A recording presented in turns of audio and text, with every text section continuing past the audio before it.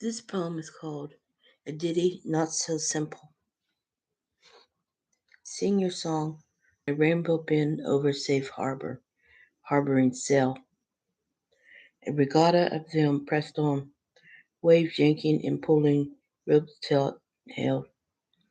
I looked for a better spot where kites fly overhead, and I pressed on, the wind yanking and pulling ropes taut held.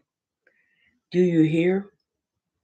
Daylight makes a lighthouse a dark horse, brightening only tops of baled cotton on docks, and night lights make a lighthouse unseen, flashing vertical stripes black and white near bales of cotton on decks. The crush crashed on the rocks is drunk by me having a widow's walk. I am I suffering on the roof by tearing down this house is full of widows' talk. Out to sea they come, going where fish spawn, nets too heavy to bear. The catch of the night is caught before storm rolls in, tempestuously taunting our fear. As shores are sought, the draft horse welcoming them with a draft beer and tails of lobster, the big one that got away. And the arm wrestling is won, hands down, with bets placed in my pocket, along with my sweetheart locket. Time passes on, minutes dead in the winter, in the water, when I check my watch, knowing they come back hung over rails or full of jollies sung to sails. To bed they go, sleeping it off, while sun beams the lighthouse that brings ray of smiles, lightening my lantern jaw with sailor talk. And woe be me, cursed be you, if we die near land, and siren song is heard, even through fog of cotton stuffed ears from bales. The end.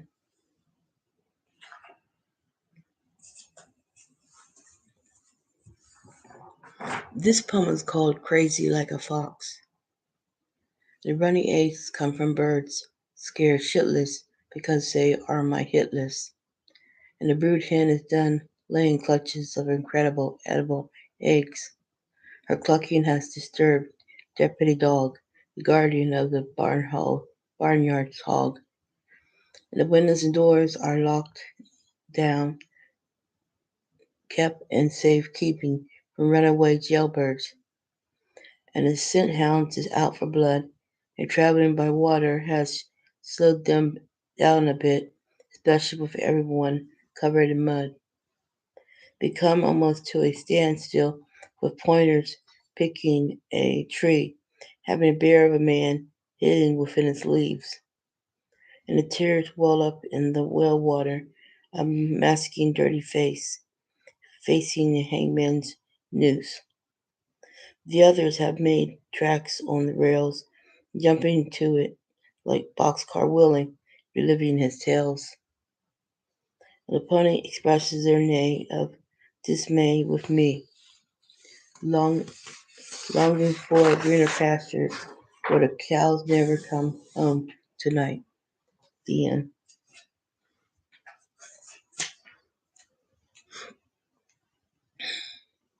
This poem is called Tree of Heaven.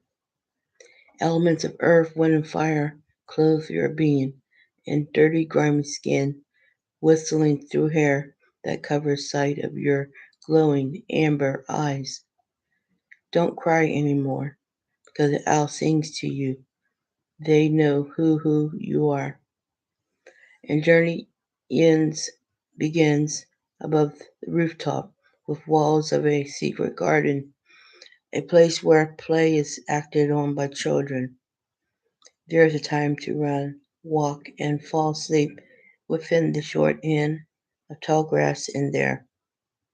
And all birds come here to roost on tree of heaven, resting wings above our heads. And the bubble gum fit goldfish kiss your finger tipped in water, while I skim books amongst the lily that toils and spin, jeweled cobweb reflecting the city light of dusk from a candle night. The end.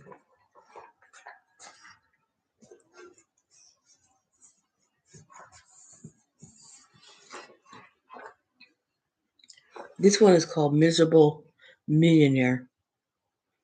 Don't push your luck. Pressing that button on elevator floors to reach the top of glass ceiling doors where promotions never come, even when grabbing that bar on the slot machines teeming with lemons, scrimping and saving, flushing the toilet once a day with one sheet of toilet paper.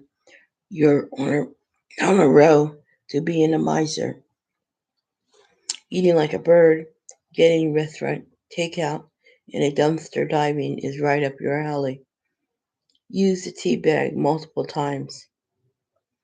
Wear underwear for 10 years or longer, and you kick the habit of kicking tires on a brand new car. Now you walk or ride a bike, not for the exercise. And you cut your hair with a bowl and brush your teeth with baking soda instead of toothpaste, which can be expensive. Take a shower only when necessary, and the body odor is a warning, warning, warning. You're homeless in your own home, destitute but filthy rich. The end.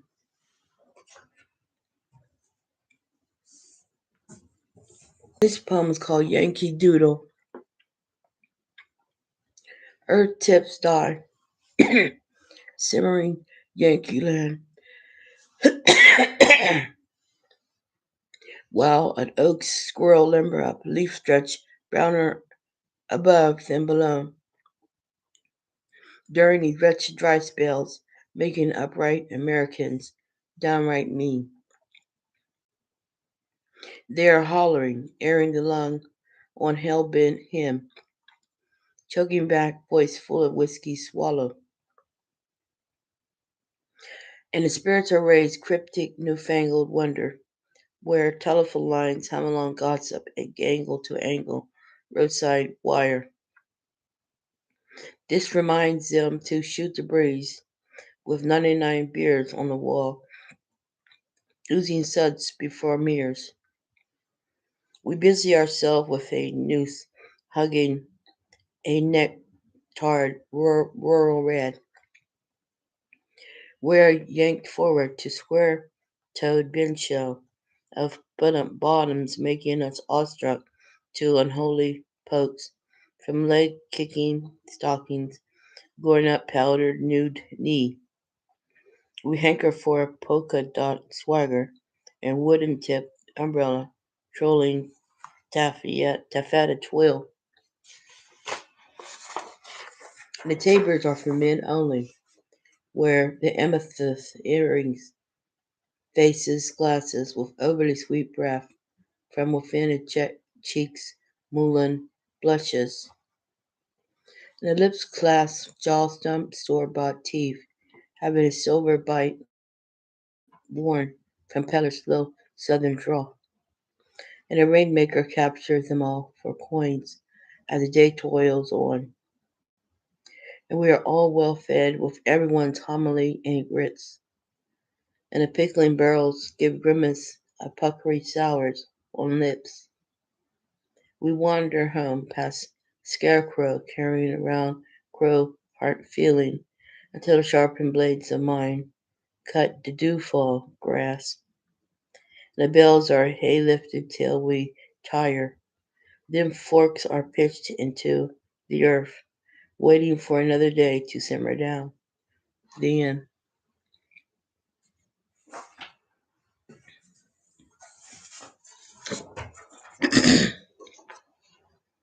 This poem is called Tundra Down Under. Behind a deep freeze from a far country, life began at 6:30 a.m. Chances are I was born under a rock, so don't mock.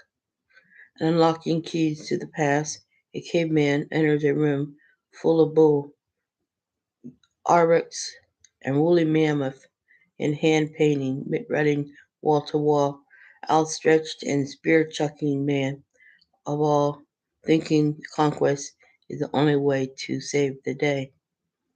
I cave into plans of spelunking this carnivorous home when I'm alone. An airdrop give and take food stuff, meals, stock pantry, deep freeze sealed and seal hang from the rafter. And instant meals are done in seconds to none, generated within a microwave, dinging done without making a fire. A year-round snow can make or break a man when home is where the heart is. The light blindness is glaringly exposed by eye, so I wear goggles, which in cycles run down beard from my closed jaw to prevent freezing tongue and mouth to mouth as I whistle command to mush. The foot is in a running on sled dog trail with polar bear rug going for sale. The little men in a tuxedo walk. The penguins scoot on belly, passing me. The cost of living is enormous, where the high-end icebergs floats with underneath sinking feeling of being lost in its retreat of igloo blocking cold as a killer whale swim near wife ice fish. And a welling well blubber over being killed, so we protect them with Greenpeace and protests. And orcas hunt them down, eating tongues, so whales keep their jaws closed, not exposed.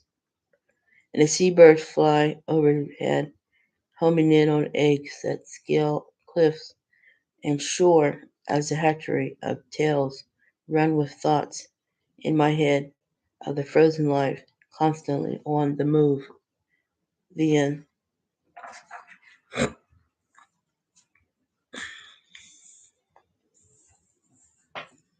And this last poem is called Canada Without Borders. Niagara falls on me with eyes to the sky. The mouth of river has watered down thirst, so open wide, old man river.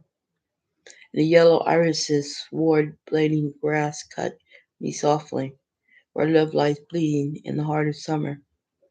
The lavender purple path, sprouting tomato, having a row with feisty hot peppers. An avalanche of snow, cooks applejack packed bias burying hee haw. It's kept in the freezer, keeping winter in check during March of spring, coming from mountain to cabin of trees, forested by nature. And the potbelly stove is getting fat, full of flavor, reaching nobody near. The chopping block is for venison deer, axed by me, a grizzly beard man. And wood is good and plenty, green and cured, aging like their skins out back. The fire is a place of home, warm and crackling to a slumbering jack like me. The end.